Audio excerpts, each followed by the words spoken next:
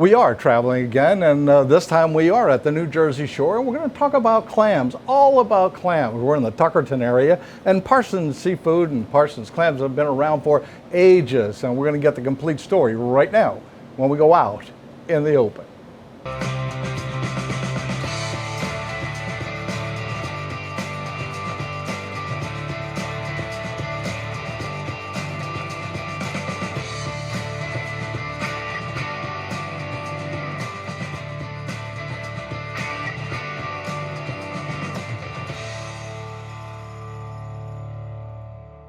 Hey folks, welcome to this edition of Out in the Open. I'm Alex Zidock. And I'm Joanne Zidock.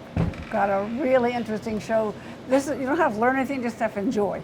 Absolutely, because we're talking clams, and as I said, we are at the Jersey shore, and Parsons Seafood is known for miles and miles and miles around, and maybe even some of the clams that they harvest, come up into our area, up into the Pocono area or over in Pennsylvania. But they certainly have a big operation. They've been here for a long time, and it's interesting. We're going to find out all about how clams grow and how they farm clams and oysters and all the things that they do down here at the Jersey shore, because we enjoy so much of the seafood that we get from New Jersey. Exactly, and we're happy to see that it came from here. So now we like to come here, be sure and take some home too. You're a clammer. You like clams? I like clams. I Absolutely. do. Hey folks, stay tuned. We got a great show for you. We'll be right back.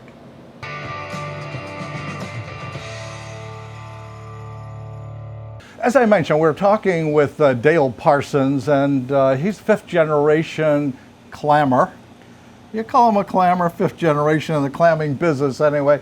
They do clams and oysters, and they've been down in this Tuckerton area for a long time, and spread their oysters and clams all through the East. Dale, you follow this tradition of your family being, did they start out in the clam business? My great-great-grandfather, Walter Parsons Sr., was actually a plumber. Okay. And he moved up from Delaware. So there's still some Parsons family in Delaware. I believe that's where the Parsons name came from. He came here and married a Mathis, which was my great-great-great-grandfather's daughter. So that's how you got into this area, into the Tuckerton area. Yes, the seafood business actually started as a Mathis company. Oh, okay. So it started as a Mathis company, yes. And then when did it eventually change over to Parsons? After Walter and Sarah were married. Okay. He inherited the business from his father-in-law and took it over and grew it to be one of the largest in New Jersey. I think there's an interesting story to do with clams. I mean, I can imagine when you go through so many clams. They used to dig clams, I guess. People can still do that at the shore. They can come down and dig their own clams out of the sand, right? Yes, you can get a recreational license and you're allowed 150 clams a day. Now, you farm clams? Yes. Okay. Now, that's a little bit different when you farm clams in the bay, clams and oysters, than people who farm fish in ponds. Very different. Yeah, very, very different. So farm clams are now a thing of what everybody eats, right? Yes. Most of your clams that are sold today are farmed. There's very few. I shouldn't say they're most. I would say a lot of your clams are farmed. Take me through the steps. If you're in a garden, you take a seed and you plant a tomato. Right. What do you do with a clam? Well, in this case, the clam comes before the seed. So there are parent populations that are already in the bay, and in the spring of the year, the males and females will spawn out. Fertilization happens in the water column, and then for 2 to 3 weeks, that tiny clam larvae is floating around in the surface. And when it grows and matures and finds the right type of phytoplankton, it will settle to the bottom. If conditions are what need to be, that clam will survive and grow into, a seed, to a little neck, to a top neck, to a cherry, all the way to a chowder. Same clam. Now, unfortunately, a large portion of Barnegat Bay as a whole has become a bit anoxic during the settlement season, when all that larvae is floating in the water column. The bottom is not as clean as it used to be.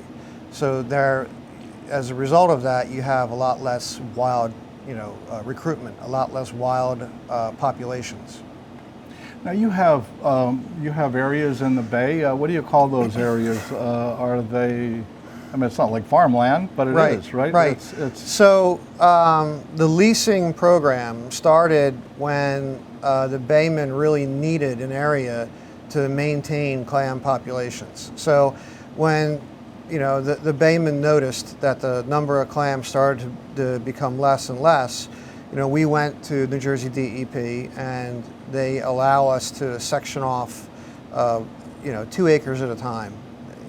As compared to the bay, it's like a pinhead in a football field. It's tiny. But we can lease off a couple acres where we can sort of cultivate clams. We can increase the clam population because it's protected under the lease laws. So, if you were just going about the bay in your boat and you invade a lease and take clams, you'll be liable for a ticket from the clam cops. Now, Sandy disturbed a lot of things here at the shore, and you actually had a clam hatchery, Right. before Sandy. Right. How did that work? So, New Jersey was sort of one of the first states to start cultivating clams in the late 70s and early 80s. And right down the street from the fish market here on the bay, there was a private hatchery, which at one time that property was a YMCA, then it was a church, and then there was a private investor who bought the church that had caught on fire and hired some college interns to start spawning clams, and they were doing so on like the altar. And that was really the birthplace of New Jersey aquaculture from the hatchery level. Actually, it was one of the first. It wasn't the first, but it was one of the first private clam hatcheries. I believe the first actually started in a little bit south of here by a guy by the name of Franklin Sack, who was an iron worker and was just a self-taught clam aquaculturist who read up on the process of spawning clams in captivity, and he actually did so in a greenhouse with pickle jars. And he was really, I think, the first guy to spawn clams from probably Connecticut to Virginia. And that was, I can't say for sure, but I want to say like late 60s, early 70s. So you had a nursery pre-Sandy, and you Hatchery developed and a nursery. hatchery. Yes. You had a hatchery, and you Yes. developed a strain of clams? Yes, so a lot of shellfish species are sort of like regionally specific, if you will. So mercenary is a scientific name for our hard clam. It's the same clam everyone eats, the same clam from Massachusetts to Florida. But if you take a Massachusetts clam and put it in New Jersey, it may not grow and survive as well as it does in Massachusetts. Same could be said for the Florida clam. So, your livestock, if you will, are sort of adapted to the water over generations of successive breeding, or whether it be in the wild or in the hatchery. So over the course of, I want to say 7 or 8 years, I had cultivated a line of clams that grew and survived well in southern Barnegat Bay. And even today, whatever it's been now, 12 years later, from, this October I think it'll be 12 years, I have the same clams I spawned in 2012. They all weigh over a pound apiece now because they kept growing over the course of 12 or 14 years. Wow, that's a big clam. Yes, and they're still being used in the hatchery. And the nice thing is not only were they selected back then, but they had that 12 years worth of growth for me to be able to easily recognize which clams were able to utilize the available food and which ones didn't particularly care for what was going on in the bay. How does a clam reproduce? I mean, So there's males and females. okay. It's not like a bay scallop where the male and female is in the same shell. There are male clams and female clams, and they'll feed in the spring. They build gonad and become ripe in their gut, and when the water temperature gets to about 70, 75 degrees, everything is released into the water column, and eggs are fertilized in the water column, just free floating in the bay. and then that tiny egg develops into a clam larvae, which when it's exposed to the right type of food and the bottom of the bay, the conditions are clean and they're optimum, will settle to the bottom and grow into an adult clam. When you get your acreage and you have 2 acres, okay, Right. you've got 2 acres. There's basically just the bay bottom. Right. What do you do next? If we're trying to grow clams, and you're going to select an area of the bay that's conducive for clam culture. Okay. Not every area of the bay is good for farming clams. Uh-huh. So, and some areas are good for the summer and not good for the winter, Uh-huh. and vice versa. Uh-huh. So the percentage of bay bottom that we actually use to farm clams that's conducive for clam farming is very, very small compared to what's actually available in the bay. So you would first select a site that's conducive to clam farming, and then you have to meet all the criteria that the state requires. Is it adjacent to an existing lease? Is there wild clams, too many wild clams present? And if the wild clam population is so high, they will deny your application. If there's a presence of eelgrass, which is a federally protected plant that actually produces seeds underwater, you cannot apply for that bottom to grow clams. So there's a lot of criteria that needs to be met by the DEP before you can even apply for it. So they might deny you before you even put an application in. But if your application is accepted, it's then reviewed by our Shellfish Council to make a decision on whether or not this area is viable for clam culture. Is it what we want to do and where we want to do it, in other words. And then once you actually approve for all of this red tape you get through, then you have to manufacture the screens that we use to protect our juvenile clams. And you'll basically take your 2 acres and grid it out much like any other farm. And we use PVC pipes. We'll stick them in the bottom and produce like a checkerboard in an area within the 2 acres. And then we'll put our screens down on the bottom in a grid pattern, and we'll source clam seed, whether it's what I do or what, you may just go to a hatchery and purchase seed ready to go directly out into the bay. And you then go out into the bay, open up your clam screen, by hand deploy the seed very evenly in the footprint of your screen, cover them back up, make sure there's no blue crabs underneath the screen, and then you need to maintain that screen for, in New Jersey, it's 2 or 3 summer seasons before you get to a little neck. So 2 or 3 summer seasons before you get to a little neck. Yes, And from how like a fingernail size seed. Okay, how long does it take to get to a chowder?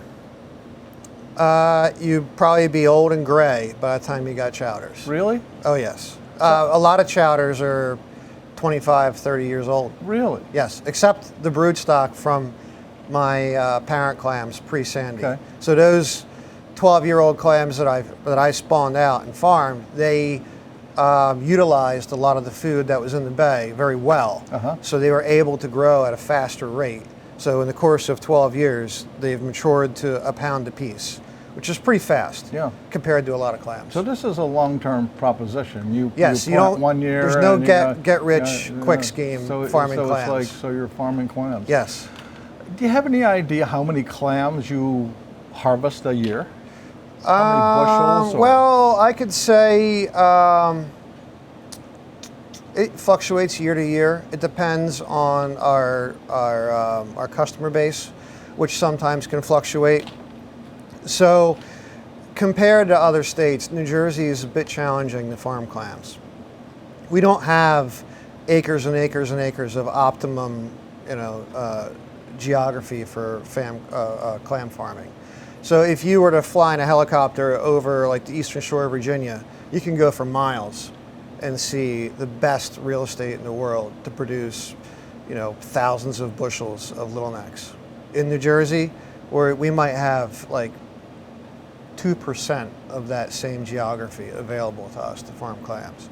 So I deal with a lot of out-of-state competition. Selling clams is not much different than selling ice to an Eskimo. The market can become very challenging. And the buyers generally, some do focus on quality control, So they want a clam that's harvested, within 12 or 15 hours or 24 hours of them receiving it. They want a fresh product. Some only care about the number on a paper. It could be 5, 6 days old. If it's cheap, they still buy it. You move the clams pretty quickly. Now you Yes. harvest clams, and we're in. We generally harvest to order. We don't harvest and put them in inventory and wait to sell. Okay. We either forecast an order or confirm an order, then go out and get them. Okay, so your clams are extremely fresh Yes, clams are generally a day or less to be delivered. to be delivered. Yes. And you deliver you live in Pennsylvania, East We Coast? deliver, one of our biggest customers, I'm sure they won't mind me mentioning, is Samuel Seafood in Philly. We Okay. sell them a lot of clams, and they move them quickly. And they move them from there. They All resell over, them? all They over. sell them all over. They have a facility, I believe they have a facility in Florida and another So facility they out ship west. these. They ship these all over. These They go clams. everywhere. Now they have to be refrigerated. These are waiting yeah. to be sorted. Is that Yes. correct? Yeah, these came out of water about an hour and a half ago. Okay. They're going to run down the sorting machine, get bagged, and be shipped by probably 2, 3 o'clock today. People buying clams. The community buy clams. Okay, from you. Yeah. We'll say here. Yeah, They buy, 100 clams. yeah. How long should you think that they can keep those clams in a refrigerator? Should they keep them before they use them? In the summer, 5 days. Okay. In the winter, almost 2 weeks. In the refrigerator, it doesn't Yeah. matter. It just depends on when they were harvested. Yes. Well, everybody has their own idea whether you boil clams, steam clams, how you get clams.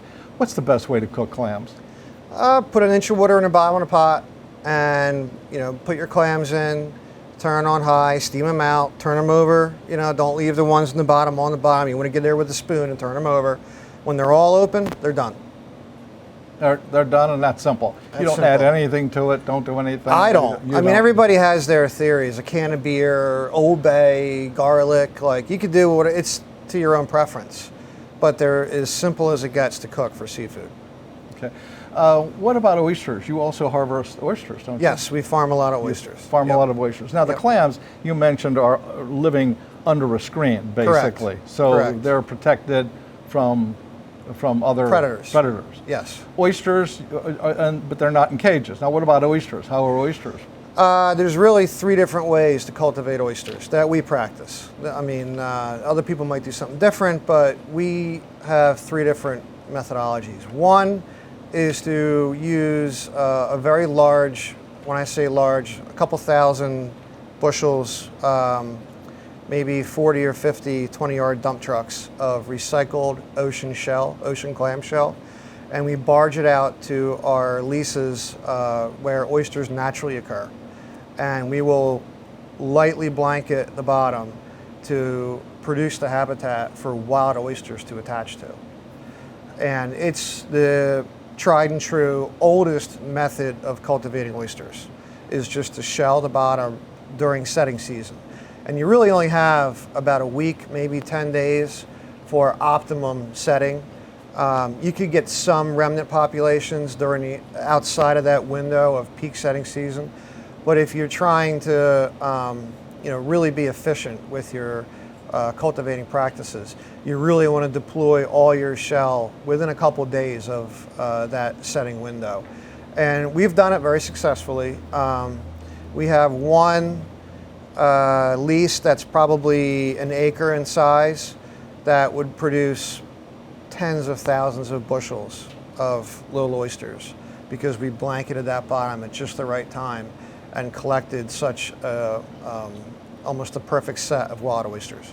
So there's a second way. You mentioned there are 3 ways. So there's Yeah, a second way yes. to do the oysters. What Right, is that? right. The second way is the single oyster seed. Okay. So a hatchery will spawn parent oysters, and they'll grind up shell to be so small that only one larvae can attach to one piece of shell. It's called microculture.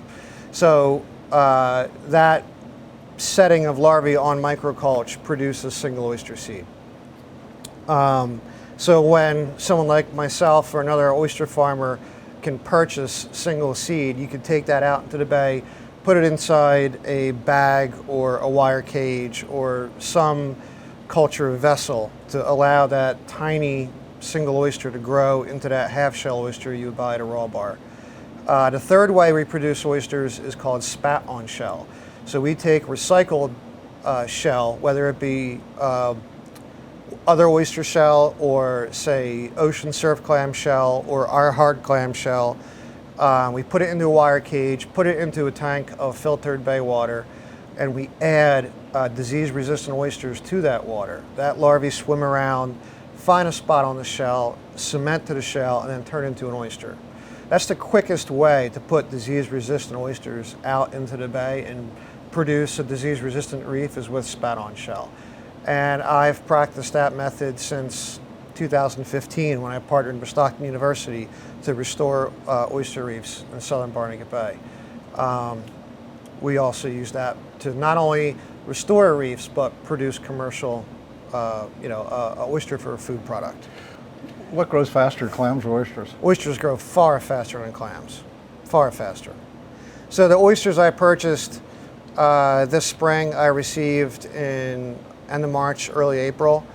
Some of those will be sold for food in October, November. Oh wow, that fast. Very fast. They grow really quickly, don't Yes. they? Oh, well. Yes. Compared to clams, they're extremely fast. You were very active in the Save the Bay kind of a thing, and is that mostly with the oyster?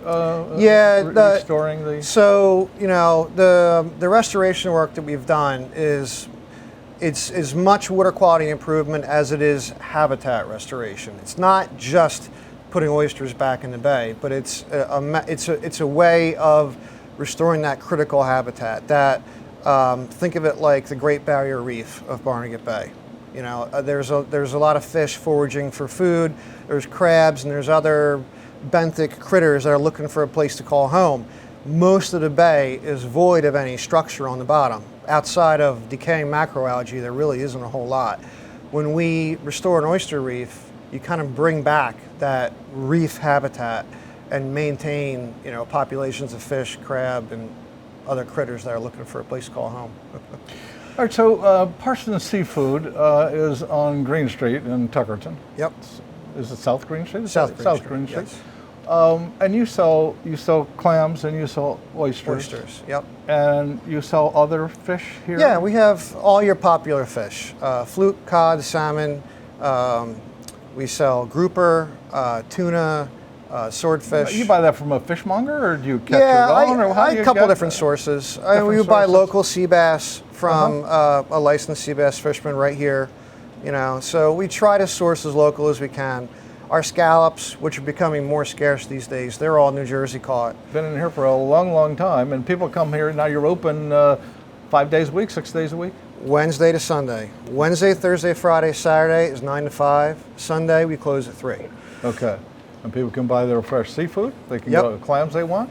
Yep. Is it better to pre-order if they want a big It's order for a holiday? always best to call ahead. Hey, I want to thank you very much for talking with us. Really Yeah. appreciate it. It was very good history on clamming and clams and Parsons, and we'll get people from all over the area come to Parsons to buy their clams. Sure. Thanks Thank for coming you. Appreciate it. Yep, anytime. Hey, folks, we hope you enjoyed the show. We enjoyed bringing it to you. Of course, talking with Dale Parsons. He's been down here for all his life, grew up in the clam business, of course, and it was very interesting to find out. I always wondered how they seed clams and how you get bushels and bushels and bushels, and you go out there in the bay and collect them. It's really amazing when you see from the little ones and how delicious they are. Oh, they're good too, and they're good, and they're all good, and the clam chowder is really good the too. different sizes between the little necks all the way up to the chowder clam, from Right. little all the way to big, and quite an operation. We hope you enjoyed the show. We enjoyed bringing it to you. We like to travel and bring you a lot of things, but we're going to be here. We're going to be somewhere. We're going to be out in the open. Absolutely.